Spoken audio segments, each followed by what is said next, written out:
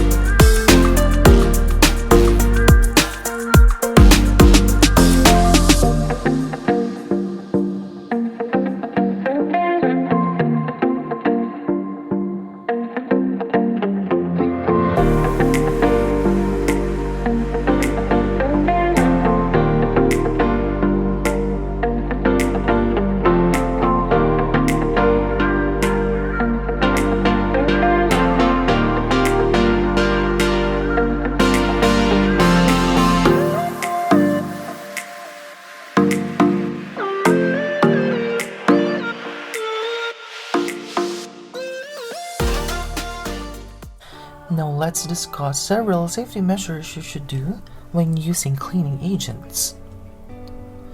You need to ensure adequate ventilation, either by opening your window or doors to avoid suffocation or breathing in deadly fumes from chemicals. Have knowledge of basic first aid, and also you must have a basic first aid kit available. Wear cotton clothing to cover your limbs and other parts of your body that might be exposed to the cleaning agent. Wear suitable footwear. Wear industrial strength, thick plastic or rubber gloves. Wear protective eye and face wear or your face mask. These must be observed in practice while cleaning and sanitizing your kitchen premises to avoid unwanted harms to happen, and also if you have bad skin reaction to several chemicals, that way you can protect yourself. And for the storage and security of chemicals, these are some recommendations to follow for the safety of everyone. Keep them in a separate area away from food and other chemicals. Keep on shelves to prevent accidents and to keep chemicals from falling into food products. Store in cool, well-lit and well-ventilated room. Do not store near heat. Do not keep punctured aerosol cans. Store chemicals with lids tightly on. Make sure chemicals and other cleaning agents are clearly labeled, specifying their content and use. Ensure that the use-by date or manufacture date is clearly readable. Storage containers should be free of corrosion and moisture. The storage area should be kept secure and locked when not in use. Always store chemicals in designated container. And lastly, do not mix chemicals. Continue your lesson by clicking the next video entitled Performing Mesoplot.